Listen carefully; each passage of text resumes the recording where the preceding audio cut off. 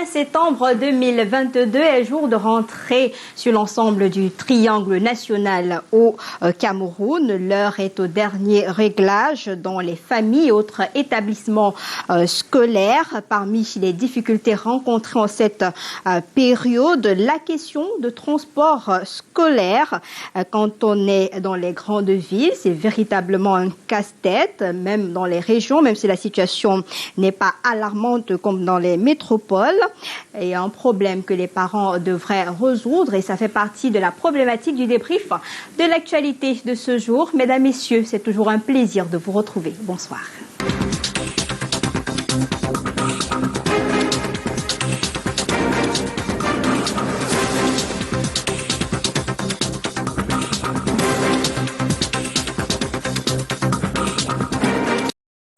Vous pouvez nous suivre en direct sur nos pages Facebook, TikTok, YouTube. Il vous suffit tout simplement de taper Canal 2 International. Rentrée scolaire et casse-tête du transport des enfants. Le sujet peut paraître banal, mais c'est un sujet très important auquel les parents souffrent quotidiennement dans les domiciles. Et pour en parler, nous avons des panélistes de haut vol, comme j'ai l'habitude de le dire sur ce plateau. Je commence par un nouveau. C'est la première fois qu'il participe au débat du débrief de l'actualité. Basile Etogo, homme politique, nous vient du Rassemblement démocratique du peuple camerounais. Bonsoir, bienvenue. Bonsoir Lille, bonsoir mes co-panélistes. Bonsoir, n'est-ce pas, aux téléspectateurs de Canal 2 International. C'était un plaisir de participer à cette émission. Merci pour l'invitation que vous m'avez adressée. En effet, de communiquer, n'est-ce pas, pour le Rassemblement démocratique du peuple camerounais, que je représente fièrement. Je voudrais, n'est-ce pas, rendre un hommage, n'est-ce pas, à cette émission qui contribue à la sensibilisation de nos populations. Merci beaucoup. Et votre costume, on dit long sur votre présence sur ce plateau. Merci. Alors, je prends cela pour un compliment. Hein. C'est un compliment, rassurez-vous. Sécurité est également représenté sur ce plateau pour la première fois. Christophe Yap, président régional Sécuroute pour le littoral. Bonsoir, bienvenue. Bonsoir Lille. Comment vous allez? Non, ça va. Ça ira encore mieux lorsqu'on aura édifié nos charmants téléspectateurs qui nous suivent et qui, en fait, vraiment seront ravis de savoir qu'il y a beaucoup de choses qui sont faites dans le sens que leur sécurité soit prise en compte. On salue le travail abattu au quotidien par Sécuroute. On regarde vos publications sur les réseaux sociaux et même dans les médias traditionnels. Absolument. Merci pour le travail abattu sur le terrain. Lui également, c'est sa première fois sur le débrief de l'actualité. Il est entrepreneur, il a plusieurs casquettes, il est parent d'élèves. Ce soir, Guy Mapondou, bonsoir, bienvenue. Bonsoir Lille et bonsoir à tous les millions de téléspectateurs de Canal 2 International qui nous regardent en direct, ainsi que ceux qui nous regardent sur vos différentes pages Facebook, TikTok et YouTube. C'est un plaisir pour moi d'être ici ce soir pour parler de l'expérience parents d'élèves dans le casse-tête des transports d'enfants en période de rentrée scolaire. Bonsoir également à tous mes copanélistes qui sont ici avec moi pour discuter de cette question-là. Merci de votre disponibilité. Je vais saluer particulièrement le retour de Colin Souanchon à la réalisation de ce programme après quelques semaines de repos. J'espère, très cher ami, que tu t'es bien reposé. Et on commence donc avec l'actualité de ce jour. Je reste avec vous, Guy. Nous sommes pratiquement à 6 jours de la rentrée scolaire au Cameroun. La situation des transports scolaires reste quand même un sujet préoccupant. Oui, Lille, la situation des transports scolaires reste un sujet préoccupant puisqu'il y a 2 volets. D'abord, le premier volet qui est le retour des élèves qui sont allés en congé dans les différentes villes respectivement. Ensuite, maintenant, il y a le transport proprement dit pendant la période de rentrée scolaire et courant année scolaire. Je pense que, comme tout le monde a suivi l'actualité ces derniers jours, l'État du Cameroun, à travers la gendarmerie, a mis en place des méthodes de sensibilisation pour prévenir les accidents sur les voies publiques pour des agences de voyage qui prennent la route de manière permanente en vue de faire amener les enfants dans leurs différentes villes respectives. Mais on note quand même sur cette question-là que la forte affluence qu'on peut observer dans les différentes agences de voyage pousse les gens à commettre des erreurs qui sont liées par exemple à l'inflation du prix, le prix des transports qui monte, l'utilisation abusive des chauffeurs parce qu'un chauffeur doit faire plusieurs navettes sur la même journée, l'état des véhicules qu'on met sur la route parce qu'il y a manque de véhicules, ainsi que plusieurs autres paramètres qui mettent quand même la vie de tous ces écoliers qui doivent rentrer chez eux en danger. Maintenant, après, il y a cette période de rentrée scolaire où c'est un véritable casse-tête. Les parents ainsi que les établissements scolaires se demandent encore comment faire. Mais on sait déjà que les transports d'enfants sont devenus, par exemple, un business pour les établissements scolaires où ils mettent en place des vieux bus qui sont non contrôlés, qui transportent nos enfants tous les jours pour les amener dans les établissements scolaires. À côté de ça, maintenant, on parle de rentrée scolaire, mais on n'a pas revu un peu les routes à quelques jours de la rentrée scolaire où les routes sont encore en l'état. Vous allez dans des quartiers, pratiquement, c'est des petits lacs que vous allez traverser. Ça ne met pas en sécurité les enfants. Donc, il y a plusieurs éléments comme ça que nous allons discuter. Tout à fait. Vous avez fait un balayage de la situation. Je préfère recentrer un peu en précisant d'abord cette carte scolaire qui a été présentée il y a quelques instants du côté de Yaoundé au cours de cette communication gouvernementale en rapport avec cette rentrée scolaire au Cameroun pour 2022. On a 14 000 établissements publics, 8 000 établissements primaires privés, 22 000 établissements dans ces différents degrés d'enseignement. Voilà un tout petit peu la carte scolaire présentée par les ministres tout à l'heure du côté de Yaoundé. On aura l'occasion de revenir dessus dans nos éditions de journaux. Alors Christophe, pour ramener un peu le débat, pourquoi le transport urbain est un casse-tête pour les parents si on veut revenir dans les agglomérations d'abord? Il faut d'abord regarder la configuration de nos villes, nos plans. Je peux dire que nous ne sommes pas vraiment beaucoup, on n'est pas gâtés comme on dit, en termes de traçage des plans de routes que nous avons. Ça, c'est le premier souci. Le deuxième maintenant, c'est que le peu de routes que nous avons, qui sont quand même tracées, très souvent sont encombrées par toutes sortes d'autres usagers de la route, les kiosques de ceci. Vous comprenez un peu ce que je veux dire. Alors, ce qui, du coup, met en difficulté les restes des usagers de la route, qui sont les piétons, qui sont les motomans, couramment appelés benskiner, et puis tout le reste. Alors, le véritable problème, c'est quoi? C'est qu'aujourd'hui, il faut discipliner tout ce monde. Et chacun à son niveau, tous ceux qui ont la responsabilité de gérer le mouvement des personnes sur la voie publique, chacun doit prendre sa responsabilité. Et chaque usager de la route aussi doit prendre ses responsabilités. Avant que les uns et les autres ne puissent prendre leurs responsabilités, Basile et Togo, dans les maisons, on a quand même que dans les quartiers, il y a des établissements qui sont à plusieurs kilomètres de la maison et ça devient difficile de faire le choix. Est-ce que c'est la moto? Est-ce que c'est le taxi? Est-ce que c'est les cars? Donc du coup, ça pose une équation bien difficile à résoudre pour les parents, surtout dans notre contexte économique. Oui, il faut relever que la responsabilité du choix de l'école incombe, n'est-ce pas, aux parents. Donc, dans le souci, n'est-ce pas, de trouver une école qui soit adaptée à son enfant, il y a trois paramètres qu'il faut intégrer, trois paramètres fondamentaux qu'il faut intégrer. Le premier paramètre, n'est-ce pas, c'est la qualité d'enseignement qu'on dispense dans les écoles. Le deuxième paramètre, n'est-ce pas, c'est le site, la sécurité du site que l'on veut pour notre enfant. Le troisième paramètre, c'est l'accès, n'est-ce pas, à ce site-là.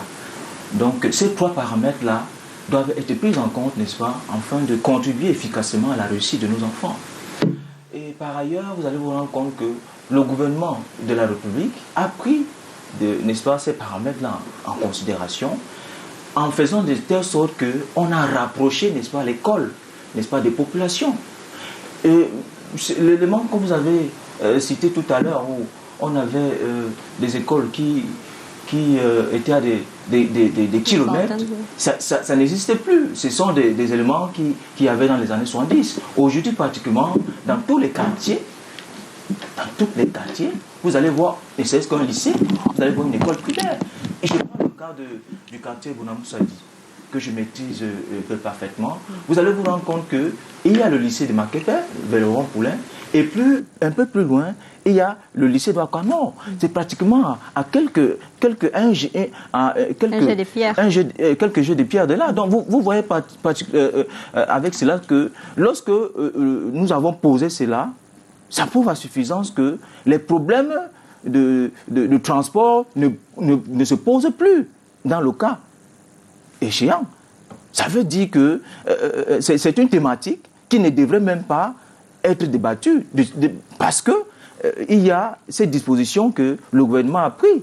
Mais comme il faut qu'on en parle, parce que vous avez mis ça sur la table, je crois que ce sont les éléments que nous pouvons, n'est-ce pas, jeter comme ça dans la mare pour que nos populations puissent être en mesure, n'est-ce pas, de prendre des choix idéaux, afin que le problème de transport ne s'y pose pas. Parce que concrètement, lorsque nous avons cité brièvement tous ces éléments, c'est là pour faire suffisance que ça ne devrait pas se poser. Parce que le gouvernement a déjà intégré ça dans son stratégie de pénétration et d'installation, de création des écoles au sein de nos populations. Sauf que, Guy, sur le terrain, on rapproche l'école des parents, des communautés, mais vous avez tout de même des parents qui restent insatisfaits sur la qualité d'enseignement dans ces écoles-là et se retrouvent obligés de partir d'un point A pour un point B. Vous avez aujourd'hui des parents, pour prendre le cas de Douala, qui aimeraient que les enfants soient à Liberman. Vous avez le matin des enfants qui quittent de Bonamoussadi pour Aqua, parce qu'il faudrait que l'enfant fasse de très bonnes écoles. Du coup, ça a un impact sur le transport. Donc on ne peut pas dire que rapprocher cette école auprès des communautés, c'est véritablement une solution. Parce qu'on voit tous les matins qu'on va d'un point A pour un point B.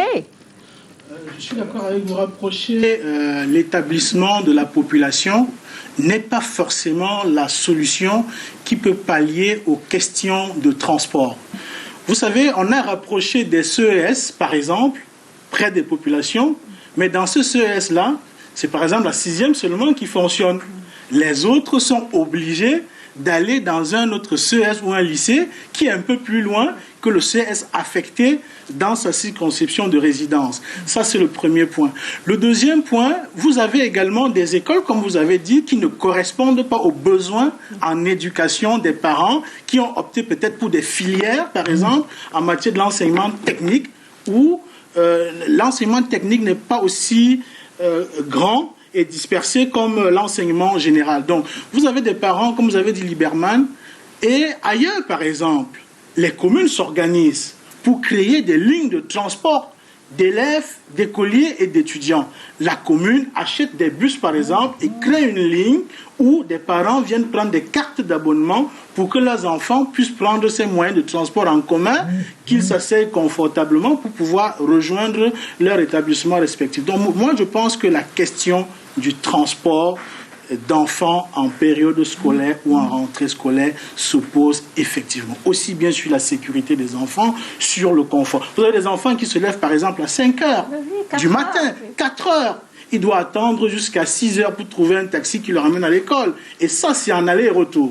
Après, maintenant, vous avez des parents qui subissent le même impact. Alors, ces productions professionnelles doivent diminuer parce qu'il faut qu'il aille d'abord laisser l'enfant, l'embouteillage et tout, avant d'aller au boulot et faire la même chose le soir. Le soir, l'enfant est fatigué, il doit dormir et la production scolaire est en baisse. Il y a véritablement une question de politique de transport d'enfants, d'élèves qu'il faut bien élucider. Ça me permet de poser la question à Christophe. Pourquoi on a l'impression que cette problématique de transport scolaire semble être banalisée dans notre contexte? Parce que tout le monde parle de tout, mais on oublie que le transport scolaire, c'est un point important qui a un impact sur la vie, que ce soit du parent et aussi de l'élève, des enfants. Rappelons d'abord que le transport en général est le moyen qui permet à tout citoyen, tout individu de se déplacer d'un point à un autre. Maintenant, s'agissant du transport des élèves d'un point à un autre, il faut déjà rappeler que les établissements scolaires qui utilisent des bus ne sont déjà pas en règle pour la plupart. Hein.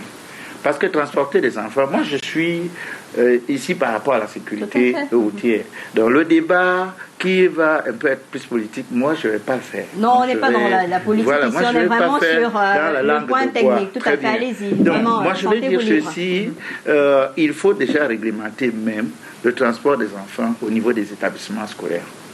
Et il faut prendre des mesures parce qu'il s'agit d'un transport spécialisé. Alors, mon copanéliste a dit tout à l'heure des bus en très mauvais état. Ce n'est qu'un exemple parmi tant d'autres, avant qu'on en arrive même au niveau même des infrastructures et tout ça. Donc moi, je veux qu'on parte de là déjà pour voir même au niveau des établissements comment c'est organisé. Moi, mes enfants vont à l'école. Mes enfants, je vous rappelle d'ailleurs que je suis le président de l'association des parents d'élèves de l'école La Gracieuse de Yassa, sans publicité. Vous allez passer à la caisse, rassurez-vous, allez-y. Donc je suis un parent et je suis le parent des parents pour vous dire que le problème de transport d'enfants se pose avec acuité. Donc il faut déjà que ce soit réglementé. Il y a les frais que les parents payent et très souvent il n'y a pas de satisfaction. Vous vous levez à 5 heures du matin. Vous avez des contraintes vous-même de partir au travail.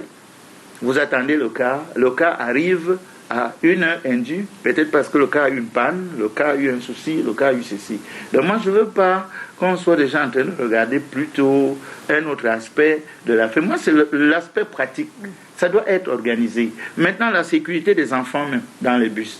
Vous voyez les bus qui sont faits ou les minibus qui sont faits pour 30, 40 places. Vous trouvez 90 enfants dedans. Enfants, qui sont vous debout, expliquez ça comment? Ça, c'est des choses pour lesquelles, parce qu'il y a cette tolérance-là jusqu'à ce qu'il y ait l'hécatombe. Et c'est quand il y a l'hécatombe maintenant que tout le monde se réveille pour dire non, à tel établissement, ils avaient les cas, mais les cas étaient en mauvais état. Pourtant, ces cas passent tous les jours, même devant nos forces de maintien de l'ordre. Ce n'est pas parce que c'est un cas d'un établissement scolaire qu'il ne doit pas montrer patte blanche. Voilà. D'accord. Basile, vous comprenez donc que la problématique est suffisamment importante. Il ne suffit pas de mettre seulement les écoles auprès des communautés, mais il faut un encadrement, tel qu'expliqué tout à l'heure, des bus dans mauvais état, il n'y a pas de réglementation. Vous avez aussi des chauffeurs qui ne sont même pas du tout formés pour travailler dans ce secteur-là. Il est impératif vraiment d'en parler. Oui, puisque vous avez mis ça à l'ordre du jour, il faut qu'on en parle. Bon, je crois pour ma part que ça dépend du choix du parent déjà. Comme j'ai dit, la responsabilité de l'école incombe aux parents. Bon, si un parent fait le choix de mettre son enfant un peu plus loin de son lieu d'habitation, il faut trouver des moyens nécessaires pour le transport de cet enfant. Parce qu'ils recherchent la qualité. Vous savez qu'il faut bien, on a indiqué tout à l'heure, Guy, on recherche la qualité. Il y a parfois que la spécialisation n'est pas dans notre communauté. Il faut aller chercher ailleurs. Oui, lorsqu'on recherche dans la qualité, il faut donc mettre les moyens conséquents pour que votre enfant soit en sécurité. C'est d'abord ça. C'est d'abord ça. Et je prends un exemple assez patent. Il y a une célèbre école qui est juste à côté de l'hôpital général. Pas de publicité, voilà. Faut pas citer le nom. Tout à fait, je n'ai pas cité le nom de l'école pour ne pas passer à la caisse. Oui. Donc, la scolarité là-bas est de l'ordre de 500 000 francs. Mais vous allez vous rendre compte que les moyens de transport qui sont utilisés plus souvent par les parents d'élèves pour faire accompagner les enfants là-bas sont des mototaxis. C'est quelque chose d'assez pertinent. Comment est-ce qu'on peut dépenser autant d'argent pour la scolarité de son enfant? Oui. Et puis, maintenant, au niveau de la sécurité routière, on fait preuve de beaucoup de légèreté. Tout ça doit être pris en considération. Oui. Tout ça doit être pris en considération. Pourquoi? Pourquoi est-ce que je le dis? Je le dis parce que nous avons très souvent des accidents qui surviennent et puis on ne se rend pas compte que on était à l'origine de ces accidents. Et il y a encore le phénomène dont l'espère a cité tout à l'heure, le phénomène des bus qui surabondent. Il est important de dire aux populations que lorsqu'un bus, n'est-ce pas, a un certain nombre de places assises, lorsqu'elle prend l'assurance par rapport à ce nombre de places-là, lorsque vous allez au-delà du nombre de places assises, vous n'êtes plus couvert par l'assurance. Donc s'il advient un souci, l'assurance ne peut pas résoudre ce problème. Cela vous revient sur la face. D'accord? Moi, je milite, n'est-ce pas, à sensibiliser nos parents, à sensibiliser les parents d'élèves dont j'en fais partie. D'accord. À trouver des moyens de mettre les enfants à la disposition, donc, à l'école la plus proche, pour ne pas, n'est-ce pas, être dans ce genre de problème qui pourrait survenir. D'accord. Au-delà de tout cela, Guy, avant peut-être de revenir sur le volet évoqué tout à l'heure par Basile, on aimerait bien savoir, parce qu'il y a des questions qui arrivent, entre le bus proposé par l'école, si on part au primaire, et moto-taxi et la marche à pied, finalement, on ne sait pas quel est le moyen de transport le plus rassurant au regard de tout ce qui a été expliqué sur ce plateau avec des bus dans de très mauvais état, avec des moto-taxis, on connaît des accidents sur la route. Vous avez une moto avec 5 enfants qu'on a bâchés, comme on dit généralement ici. Une surcharge, vraiment. Et même à pied, on n'est pas en sécurité parce que vous avez la chaussée qui est encombrée. Le piéton n'a pratiquement pas d'espace pour circuler. Finalement, on se demande quel est le moyen de transport scolaire le plus fiable dans cette situation. Effectivement, on peut se poser cette question. Mais je pense que ce qui avait un travail en amont de sensibilisation et de réglementation, on poserait moins ce genre de questions. Vous allez remarquer que sur les grands carrefours de collèges, lycées, écoles, il y a toujours des hommes en tenue qui réglementent la circulation. Mais je n'ai jamais vu un bus scolaire immobilisé parce qu'il est en surcharge et qu'on demande au chauffeur de rentrer dans l'ordre, par exemple, ou qu'on envoie une enquête dans cet établissement, faire une enquête, expertiser les bus et leur sensibiliser sur la quantité d'élèves qu'ils transportent. Encore que le bus scolaire est même devenu un business pour les établissements scolaires pour se faire de l'argent. Ils préfèrent utiliser des vieux bus que d'avoir de nouveaux bus. Il faut des réparations, des chauffeurs en plus. Et maintenant, vous avez des motos. Si vous allez, par exemple, je dis n'importe quoi, au feu rouge Bessenguer, vous allez trouver que si vous allez en sens normal, on va trouver que quelque chose ne va pas chez vous. C'est-à-dire, c'est quand vous allez en sens contraire que vous êtes sur la bonne route. Absolument. Et vous allez regarder sur cet endroit, il y a au moins 10 éléments de force de l'ordre qui sont là. Complètement débordés. Complètement débordés. Et les motos prennent le sens inverse avec les parents derrière. Maintenant, vous avez le parent qui, lui, doit être à son travail peut-être à 7 heures, qui doit laisser l'enfant à un point A et aller dans son lieu de travail à un point B, lui aussi, ça devient difficile. Donc moi, je pense que chaque parent devrait pouvoir évaluer le risque qu'il y a à prendre un moyen de transport A, B ou C, évaluer le risque, juger en fonction de ses moyens et prendre des responsabilités, parfois lui-même, de conduire son enfant ou bien de rapprocher encore son enfant de l'établissement scolaire le plus proche de sa zone d'habitation. Alors Christophe, rapprocher ses enfants, sauf que les écoles ne sont pas référencées aujourd'hui. Chaque parent se bat comme il peut. Les cloches vont sonner lundi matin. Il faudrait bien gérer cette situation-là.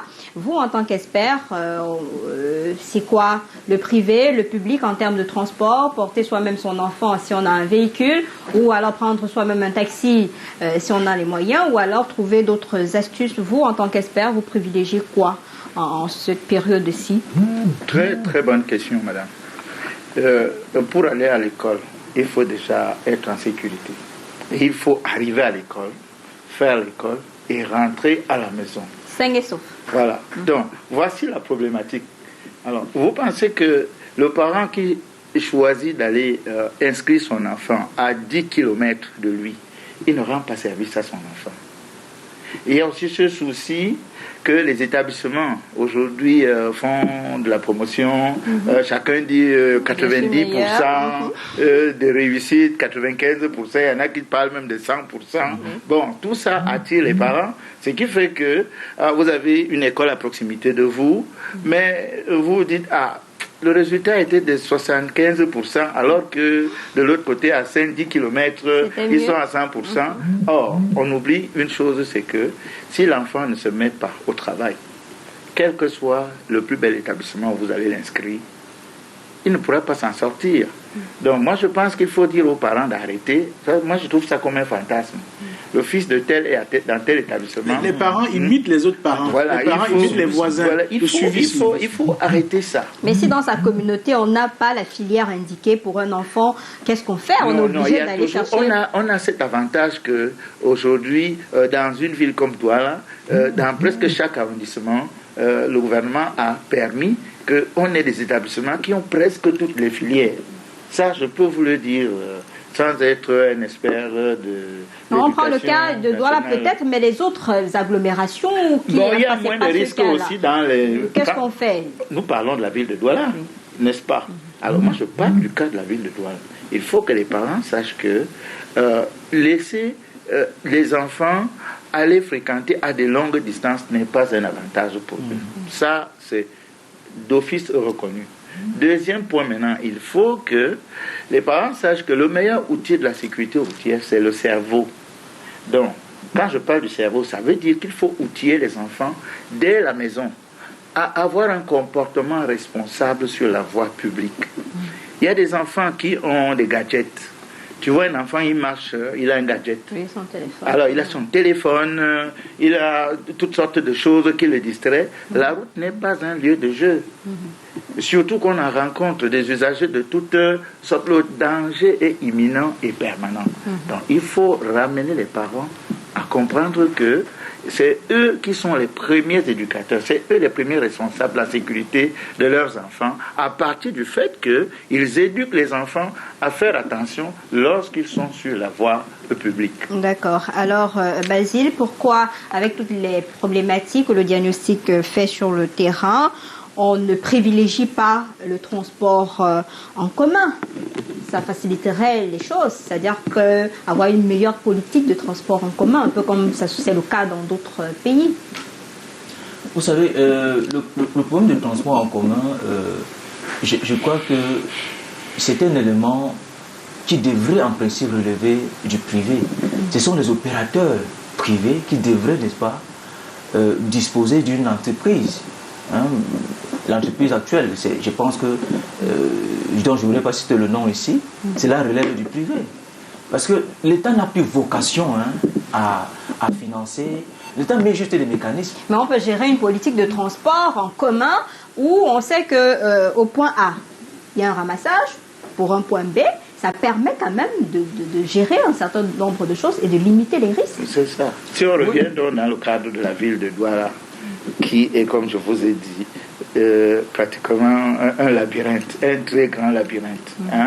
Vous faites comment avec le transport en commun? Parce que le transport en commun, c'est un transport qui je ne veux pas citer les pays où on trouve que... On peut implémenter cela pour la période scolaire uniquement d'abord.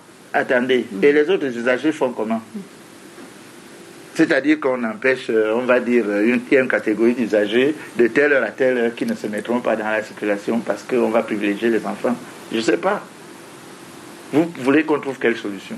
Le transport en commun, c'est que le matin, les enfants vont à l'école. Il y a un ramassage précis le matin. Le ramassage ne sera pas précis parce qu'il y a aussi le coût économique du transport. Vous pensez qu'il y a 3 enfants qui vont au lycée Jos. Il y a 5 enfants qui vont du côté de PK5 ou PK10. Il y a un bus qui est au niveau, tous habitent au niveau de Yassa. Maintenant, il faut donc les transporter. On va privilégier quels enfants? Dites-moi vous-même. Il faut trouver le moyen. Bon, vous voyez que ça complique. Parce que le gars qui porte aussi les enfants, ce n'est pas pour les beaux yeux des enfants. C'est un business d'abord. Lui qui porte des enfants, il faut aussi qu'il gagne quelque chose. Donc il faut aussi se mettre dans la peau de ceux qui doivent proposer des services de transport d'enfants. Ça marche ailleurs, Basile, ça marche ailleurs. J'étais en train de dire, avant que Lester ne reprenne la parole, j'étais en train de dire que le transport en commun, l'État n'a plus vocation à financer tous les projets. L'État met juste sur pied des mécanismes pour permettre à ce que les investisseurs privés puissent prendre, n'est-ce pas, des domaines d'activité de la vie active. C'est ça qu'il est question. Et pour ma part, si tous les parents prenaient dans leur habitude de trouver un lieu d'établissement qui soit tout près de la maison, cela résoudrait efficacement ce problème de transport. Cela ne se poserait plus, on n'en discuterait plus. Il faut remarquer que même si au sein d'une localité, il n'y a pas une école publique, il y a eu au moins une école privée. Tout le monde n'a pas les moyens de payer le privé. On connaît aujourd'hui que le privé est extrêmement cher. Du coup, le public, c'est pour les bourses moyennes. Donc, du coup, avec la gratuité peut-être au primaire et puis on avance, tout le monde n'a pas les moyens au regard de la situation économique actuelle. Vous n'allez pas dire à un parent d'aller payer 100, 200, 300 000 pour un enfant du primaire. Pourtant, au public, c'est gratuit. J'étais en train de dire avant que vous me coupez, Aline, que dans la stratégie de pénétration et d'implantation, de création des écoles, des infrastructures scolaires, l'État a intégré le privé. Parce que les privés sont accompagnés par l'État. Ils bénéficient de certaines subventions de l'État dans la prise en charge, n'est-ce pas, de cet élément-là qu'il faut considérer. Maintenant, pour résoudre ce problème de transport, il y a un élément que nous n'avons pas cité ici, celui de faire habiter l'enfant auprès d'une famille qui est à côté du lieu où... Si vous n'en avez pas. Ou alors, il y a un autre encore. Si l'enfant est déjà atteint un certain âge, il peut aller louer. Moi, j'en connais. Je ne voulais pas citer le nom. Une école publique qui se trouve à Bounandalé, et avec des difficultés d'accès à cause de l'état de la route, les parents ont privilégié, n'est-ce pas, de faire habiter leurs enfants auprès de l'établissement. Et ça fonctionne sans problème, puisqu'il y a une certaine sécurité lorsque l'enfant est à côté de la maison. Il faut quand même le dire. D'accord, Guy. Permettez-moi de vous poser la question pour évoluer dans le débat. Il y a ce tableau peint par Basile. On a l'impression qu'on est dans un pays où tout va bien. Pourtant, on est conscient des réalités. On sait que chacun se bat. Les parents se battent comme ils peuvent pour inscrire leurs enfants. Déjà, jusqu'à présent, certains ont du mal même à inscrire leurs enfants. Arriver encore à vous dire non, si c'est pas possible, aller chez une famille au regard des conséquences qu'on a, aller louer, pourtant, on peut réduire et trouver une meilleure politique pour résoudre la problématique de transport scolaire dans notre pays. Effectivement, moi je pense qu'il ne faut pas entièrement dédouaner l'État de son rôle d'accompagner les transports publics et plus particulièrement ceux des enfants. Aujourd'hui, avec la décentralisation, on est capable dans les municipalités de créer des sociétés d'économie mixte. Par exemple, à l'intérieur de la commune, on crée une société d'économie mixte avec pour objet le transport des enfants à l'école. La commune a l'opportunité d'avoir des partenaires à l'extérieur, d'avoir les exonérations de taxes douanières sur l'importation des bus de bonne qualité, par exemple. On peut en fabriquer sur place. On peut en fabriquer sur place, donc, et de créer des lignes de transport dans les différents arrondissements. Si vous prenez Douala 4e, il est bien possible de créer 2 ou 3 lignes de transport communs pour les écoliers à Douala 4e, à Douala 3e, à Douala 2e. On crée des lignes de transport, on normalise, on communique dessus, on permet aux parents d'avoir des cartes d'accès sur les bus scolaires qui sont entretenus par la municipalité. Ça génère même un coût à la municipalité pour pouvoir, par exemple, entretenir les routes communales. Et ça fait qu'on a plus d'aisance à accompagner l'enfant, attendre son bus scolaire, parce qu'on sait qu'à telle heure, sur telle ligne, le bus s'arrête, prend 4-5 personnes et s'en va revenir. Et ça permet donc de rendre ce secteur-là beaucoup plus fluide et que les parents s'en sortent mieux avec la sécurité de leurs enfants. Au regard de cette proposition, il va de la sécurité des uns et des autres.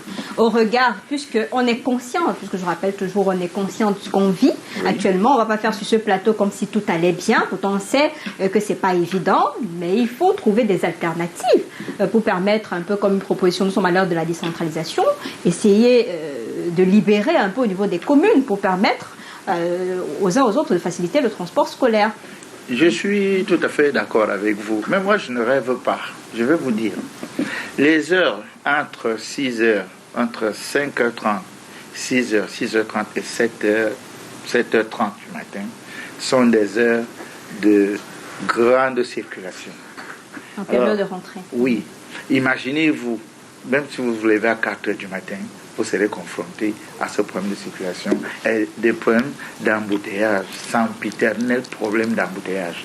Alors, imaginez-vous un seul instant qu'il y ait une très bonne organisation, il y a des bus et tout, et on n'a pas de route pour circuler. Mais à ce moment-là, la gendarmerie qui fait des réunions, la police, tous ces gens-là qui font des réunions pour sécuriser cette rentrée scolaire doivent donc ramasser les étudiants qui sont en formation, les placer sur les axes routiers pour assurer, pour faciliter la circulation. Moi je parle ici de la surcharge même de la circulation. Il y a tellement d'usagers sur la route. Et vous savez quand même que ça va de l'incivisme aussi de certains. Ben voilà, c'est pour cette raison qu'il faut donc conscientiser. C'est pour ça que nous revenons. Je disais que le cerveau était le meilleur outil de la sécurité routière.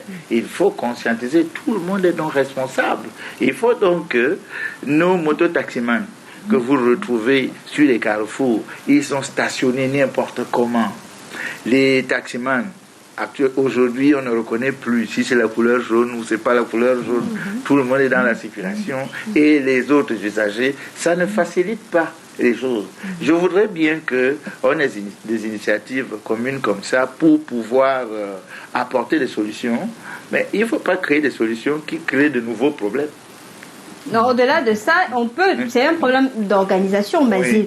Oui. Il y a des bus scolaires qui sont les... Moi, j'ai vu, pour le citer, un projet où on parlait de tramway qui devait voir le jour dans la ville de Douala. Moi, j'ai beaucoup apprécié l'initiative. Bon, ça reste encore du domaine du rêve. Peut-être que voilà des choses... Même si on se pose la question, ça va aller où? Ça va circuler où? On a déjà du mal à gérer le flux. Non, à ce moment-là, peut-être qu'on va casser, on va ouvrir des routes. On va vous dire la même chose pour ce qui est des bus scolaires. On peut bien les installer sur nos routes et trouver des moyens pour gérer cela. Il y a des questions qui arrivent, un peu comme cette question de nos téléspectateurs. Il y a... à côté de ce transport scolaire, les réalités sur le terrain, les bus vont circuler où? Les routes, il n'y a pas de route, il y a l'incivisme, ça devient compliqué le matin, les embouteillages, les bouchons, les enfants arrivent fatigués à l'école, soit en retard pour les parents, pour les élèves, ça devient un peu compliqué. Est-ce qu'il ne faudrait pas, au-delà des réunions, gendarmerie, police, ministère de la Défense et tous ces gens-là, trouver le moyen d'abord de solutionner les problèmes sur le terrain et éviter les grands discours? Vous savez, le problème des routes, c'est un problème assez crucial. Et concernant les routes, il faut préciser que nous avons différents types de routes et les compétences sont partagées. Et il y a des routes nationales qui relient deux régions, qui aident la compétence du ministère des Transports, des travaux publics autant pour moi. Et il y a des routes régionales donc, qui relient des voies départementales qui est de la compétence du conseil régional. Et il y a les routes départementales qui relient, n'est-ce pas, les arrondissements qui est de la compétence de la mairie et de la ville. Et il y a des routes d'arrondissement maintenant qui relient les quartiers qui est de la compétence, n'est-ce pas, de la mairie d'arrondissement. Et je crois que sur cet aspect-là, chacun devrait jouer son rôle et n'est pas laisser toutes les charges à l'État. Nous sommes dans un processus de décentralisation et les compétences ont été transférées, notamment selon l'article 17 de la loi de 2019 portant Code général des collectivités territoriales décentralisées. Il y a 7 compétences qui ont été transférées aux collectivités. Donc chaque collectivité devrait jouer son rôle à son niveau pour que cela ne pèse plus, n'est-ce pas, sur l'État. Nous ne sommes plus, malheureusement, dans les années 70 où il fallait tout attendre. Mais ne serait-ce que ce qu'il y a déjà, il faudrait qu'on puisse déjà assainir. Mais libérer, éviter la centralisation. Vous dites décentralisation, mais on reste dans la centralisation. C'est ça la réalité. Il faut les moyens. Il faut libérer les moyens pour permettre à ces régions, à ces communes de fonctionner selon les textes des collectivités territoriales. Parce que si on arrive au problème de transport scolaire et qu'on avait libéré les fonds, comme disait Guy tout à l'heure, vraiment, on aurait géré un certain nombre de choses pour pallier un certain nombre de... Non, je peux vous rassurer qu'il y a certaines routes qui sont entretenues, notamment la route, si vous avez eu vent de l'information qui a circulé à un certain moment, la route PK11 jusqu'à... Oui, on a eu le communiqué, mais sauf que ça où elle était vraiment en mauvais état. Et la mairie de la ville a pris l'initiative d'arranger ces routes. Vous voyez donc que... elle est en train de faire son travail. Donc il faut encourager les autres, n'est-ce pas, à faire le travail, à ne pas attendre tout de l'État. Alors Guy, on est resté un peu dans les agglomérations, les grandes villes, mais il y a l'arrière-pays. Dans les régions, le cas est plus différent.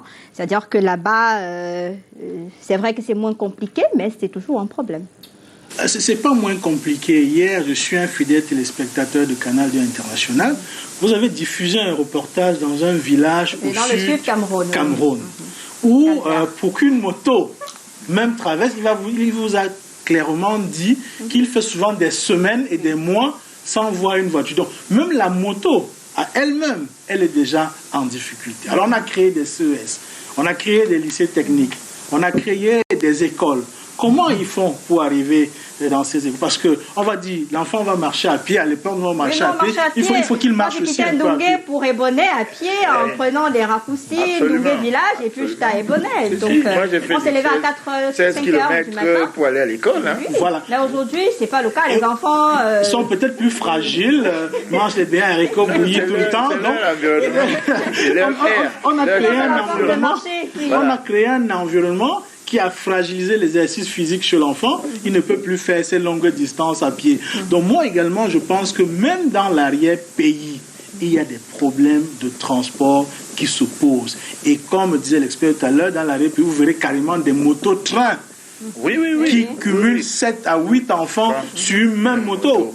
Et vous connaissez l'état des routes. Lorsque la moto perd l'équilibre, c'est tout le train qui est dans la mare d'eau. Ça, il faut le préciser. Oui. C'est tout le train qui est dans la mare d'eau. Il faut ramener les enfants à la maison pour les rechanger, même psychologiquement. S'ils n'ont pas eu des blessures. Ou s'il n'y a pas encore eu plus grave. Même psychologiquement, l'enfant est touché. Oui. Il arrive à l'école étant désespéré. Oui. Le soir, quand il pense qu'il va reprendre la même route le lendemain, rassurez-vous, il y a un petit équilibre qui se perd. Christophe, l'année dernière, on a vu des accidents de la circulation, des enfants qui sont tombés sur des motos, des bus dans un piteux état, comme vous l'avez évoqué, avec des accidents, des enfants qui ont suffoqué parce que pour un bus de 50 places, vous avez 150, parce qu'on est dans une politique qu'on ne comprend véritablement pas. Comment ramener les uns et les autres à comprendre les risques de tout ce qui entoure le transport? Parce que, généralement, j'ai mis ce sujet en débat, on l'a tellement banalisé, mais je me suis posé la question, est-ce que vous comprenez que c'est le matin, il faut transporter votre enfant d'un point A pour un point B, c'est pas parce que vous le balancez dans le bus que tout est OK. On n'est pas sûr d'avoir l'enfant le soir à la maison. Je vais d'ailleurs vous dire ceci. On prend très à la légère la sécurité routière en matière d'enfants. Parce qu'un enfant qui se lève le matin, qui doit partir de la maison pour son école, il faut s'assurer qu'il est dans de bonnes prédispositions pour prendre la route et arriver à l'école en sécurité et en revenir en sécurité. Ça, c'est le premier point. Maintenant, tout à l'heure, nous avons parlé du manque du respect de la législation. Le transport des enfants en matière de bus est réglementé. Mais alors, il faut bien que l'État qui fait son travail régalien prenne le taureau par les cornes. Surtout en ce moment? Oui, surtout en ce moment-ci.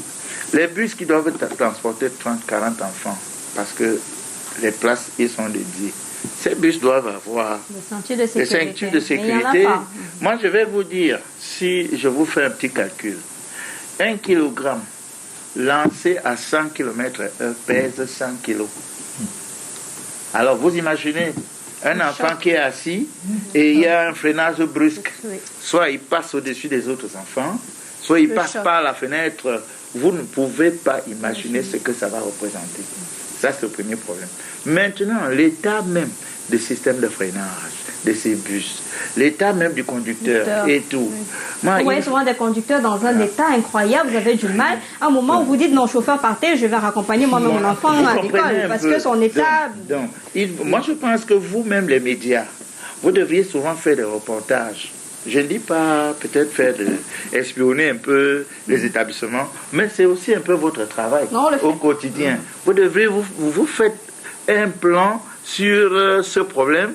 Peut-être j'aurais aimé dans votre reportage ici que vous ayez des images qui étayent ce que nous sommes en train de décrire ici, pour que les parents eux-mêmes voient que vous avez fait un travail de fouille. Ce n'est pas seulement une affaire de débat. C'est pour ça que la thématique est en débat. C'est pour ça que la thématique est en débat avec les experts pour renforcer ce qui a été fait sur le terrain. Non, les images parlent plus. Moi, j'aurais aimé ici voir des images d'enfants. Moi, je peux vous en produire, parce que j'ai souvent vu, vous voyez un bus bondé, les enfants, d'autres sont même accrochés au-dessus des uns et des autres. Vous imaginez ça? C'est pour éviter que le 5 septembre, lundi, qu'on ait des images pareilles, parce qu'on en a eu l'année dernière, et on a parlé, on a fait des reportages. Donc, à une semaine de la rentrée scolaire, 6 jours, c'est important Oui, il faut déjà que les responsables d'établissement soient sensibilisés à ce niveau. Qu'ils se rassurent qu'ils sont en règle en matière de transport d'enfants sur le plan de la sécurité routière. Vous qui faites justement dans la sécurité routière, nous sommes à quelques jours de la rentrée scolaire, c'est aussi votre travail de descendre, de nous le faisons de vérifier et d'afficher, pourquoi pas. Non, Sécuroute, le président Martial Manfred Messimikin, c'est son dada. Et nous autres, nous l'accompagnons. Moi, je suis parmi les pères fondateurs de Sécuroute. Ça fait 20 ans que nous travaillons. Je peux vous dire que les mesures qui ont été prises et les actions que nous faisons sur le terrain ont réduit drastiquement le nombre de morts sur nos routes et le nombre d'accidents corporels, c'est-à-dire qui occasionnent des blessures, qui occasionnent même des situations de handicap. Parce que vous vous retrouvez avec des gens qui sont handicapés à vie. Vous pouvez imaginer, le coût économique de ça est extraordinaire. Si je me mets à vous donner les chiffres ici, on a vu les chiffres. Vous verrez que c'est extraordinaire. Donc, je ne voudrais pas rentrer dans ce débat. Donc, pour tout dire, il faut que les chefs d'établissement qui prennent la peine de porter les enfants de domicile de leurs parents à l'établissement et vice-versa, se rassurent que les bus sont appropriés. Déjà à leur niveau, parce qu'on ne va pas demander à l'État. L'État, ce n'est pas un individu qui va se lever pour aller dire aux responsables d'établissement que bon, c'est moi l'État, il faut que... Non, c'est nous, l'État, c'est nous d'abord. D'accord. Nous devons faire ce travail. Il y a aussi, Basile, aujourd'hui, en dehors des bus, de plus en plus, ce sont les motos. C'est-à-dire que ce sont les motos, c'est devenu le transport officiel des enfants, que ce soit du primaire, de la maternelle, du secondaire, c'est devenu, vous voyez, 4-5 enfants sur la moto qui font des dépassements incroyables. Oui. Donc, est-ce qu'il n'est pas aussi temps de recadrer un peu ce niveau-là et leur faire comprendre à ces conducteurs de moto-taxi qu'il s'agit de l'avenir des tout petits? Parce qu'ils sont, on dit c'est rapide, si vous êtes déjà en retard, il est 7 heures, filez sur une moto, vous êtes dans votre établissement, sauf que les risques sont énormes. D'où l'importance d'une telle émission qui participe à sensibiliser les populations sur les risques qu'elles encourent en empruntant des motos, surtout à la surcharge. Et la responsabilité de nos parents est encore multipliée. Parce qu'un parent qui accepte que son enfant monte sur une moto en surcharge, je ne sais pas comment est-ce qu'on pourrait le qualifier. Si j'ai 5 enfants à la maison et que j'ai la moto qui me revient moins cher, vraiment je réfléchis plus beaucoup. Ayant déjà dépensé sur les fournitures scolaires, l'inscription. Je peux te dire, si tu as 5 enfants et que tu considères que leur sécurité est très importante, tu vas trouver un autre moyen. C'est clair. L'économie. Tu vas trouver un autre moyen. La vie est difficile, mais si tu n'as pas les possibilités de trouver un moyen de transport efficace qui sécurise les enfants, il faut trouver l'école la plus proche. Absolument. Je vous dis, actuellement, au sein de nos quartiers, vous ne ferez pas 100 mètres que vous verrez une école. Oui. Moi, je prends l'exemple de Deido, juste au niveau de ancien ISES, si vous connaissez très bien. Il y a au moins 4 écoles primaires là-bas. 4 écoles primaires au quartier. Je dis au quartier, il y a au moins 4 écoles primaires. Mais pourquoi donc un parent qui prend en charge, qui prend en compte la sécurité de son enfant, souhaiterait l'envoyer peut-être à 10 km? Parce que là-bas, on va te dire, il y a des professeurs qualifiés, l'école est référencée, vraiment, c'est une école dynamique, il y a des arguments. S'il te plaît, je ne voudrais pas que nous jetons cela, Sauf qu'il faut bien poser les problèmes des uns et des autres, nos internautes nous regardent, pour pouvoir... je ne voudrais pas que nous jetons cela comme ça, sur la place publique, pour que nos populations ne comprennent pas. D'accord? En ce qui concerne le contenu des enseignements, c'est le même, que ce soit dans le privé, que ce soit dans le public. C'est le même contenu d'enseignement. Donc, il n'y a pas de que ici, le contenu, il n'y a pas. une école qui établit son contenu Il n'y a pas d'école miracle. C'est ce que vous devriez dire aux parents. Non, c'est ce qu'il faut dire aux populations. Oui. Il n'y a pas un contenu qui diffère des écoles, des unes des autres. Non, c'est le même contenu. On est conscient que la réalité, le privé, c'est pas le public. On est conscient que la rigueur qu'on a dans l'un, c'est pas la... Non, mais c'est comme vous dites, je vous contrarie. J'ai pris comme ça. Je veux aussi citer un lycée sans vous couper la parole. Moi, c'est juste une parenthèse. Je suis du côté de Yassa, du côté de Japoma. Je parle au cas d'un lycée. Alors, on a un proviseur dans cet établissement qui a mis des choses en ordre.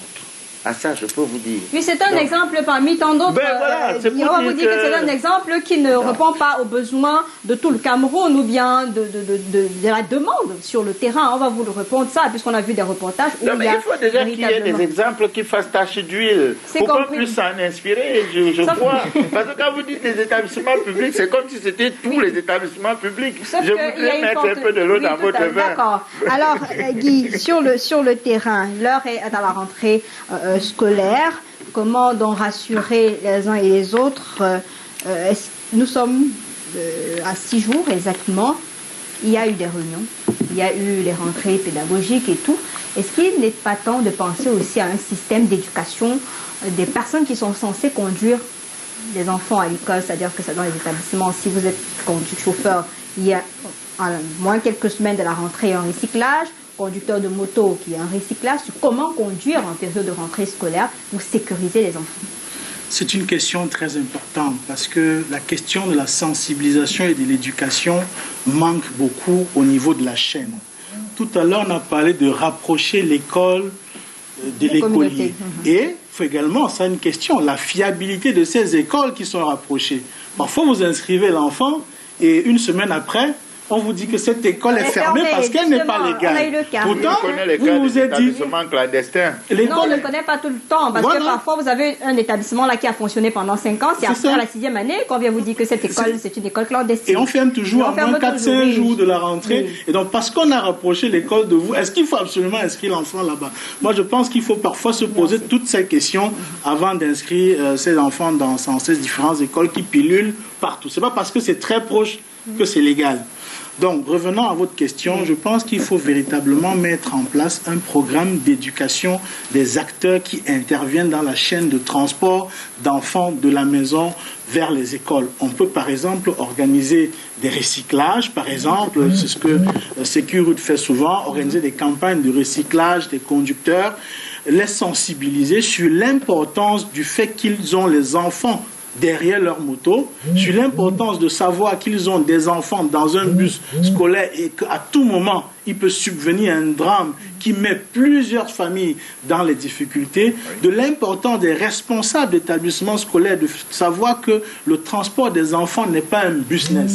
Le transport des enfants n'est pas le commerce. Le transport des enfants est une nécessité qui doit permettre aux enfants de venir à l'école en toute sécurité. Donc, moi, je milite pour des campagnes de sensibilisation et d'éducation pour les acteurs intervenant dans la chaîne de transport des enfants. D'accord, on va faire le dernier tour de table avant de sortir de ce plateau. Je commence par vous, Christophe, vous de Sécurité espère finalement le chemin de l'école de demain.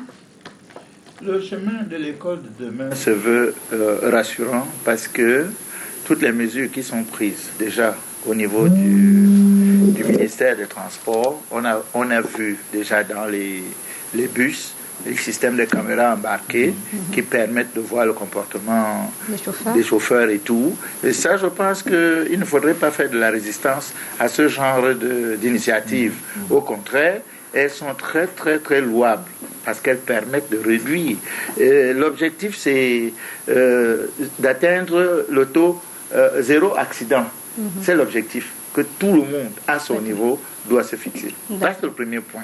Le deuxième, maintenant, les parents sont les premiers éducateurs à la maison.